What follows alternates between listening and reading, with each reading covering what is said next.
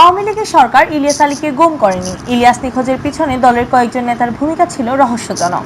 ইলিয়াস আলী নিখোঁজের 9 বছর পূর্তির দিনে তার উধাও রহস্য নিয়ে এমন বোমা ফাটালেন বিএনপির স্থায়ী কমিটির সদস্য মির্জা আব্বাস।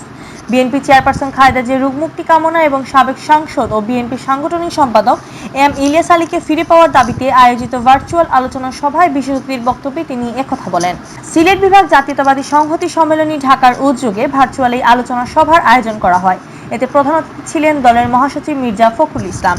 ইলিয়াস আলী গুমের জন্য দলের কয়েকজন নেতাকে দোষারোপ করেন মির্জা আব্বাস। ওইসব নেতার নাম উল্লেখ না করে বিএনপির স্থায়ী কমিটির এই সদস্য বলেন, দলের ভিতরে লুকিয়ে থাকা এই ব্যক্তিকে অনেকেই চেনেন।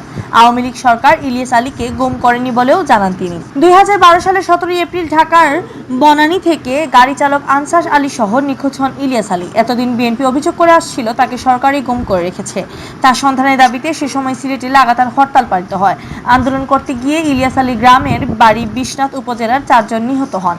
ইলিয়াস আলী গুম হওয়া প্রসঙ্গে দলের মহাসচিবের উদ্দেশ্যে মির্জা আব্বাস বলেন, ইলিয়াস গুম হওয়ার আগের রাতে দলীয় অফিসে কোনো এক ব্যক্তির সঙ্গে তার বাগ্বিতণ্ডা হয় মারাত্মক রকমের। ইলিয়াস খুব গালিগালাজ করছিলেন তাকে।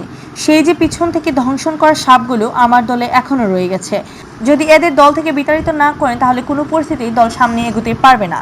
ইলিয়াস আলী গুমের খবর ওই দিন রাত 1:30 থেকে 1:45 পেয়েছিলেন জানিয়ে বিএনপির নেতা মির্জা আব্বাস বলেন, গুমের সংবাদ পাওয়ার পর পরিচিত যারা ছিলেন তাদের সঙ্গে যোগাযোগ করা হলে তারা জানান ইলিয়াস আলীকে চট্টগ্রামে নিয়ে যাওয়া হয়েছে। সবচেয়ে ইন্টারেস্টিং, যে পুলিশ কর্মকর্তার সামনে তাকে নিয়ে যাওয়া হলো সেই পুলিশ কর্মকর্তাদের আজ পর্যন্ত পাওয়া যায়নি। এই খবর আপনারা কেউ জানেন না।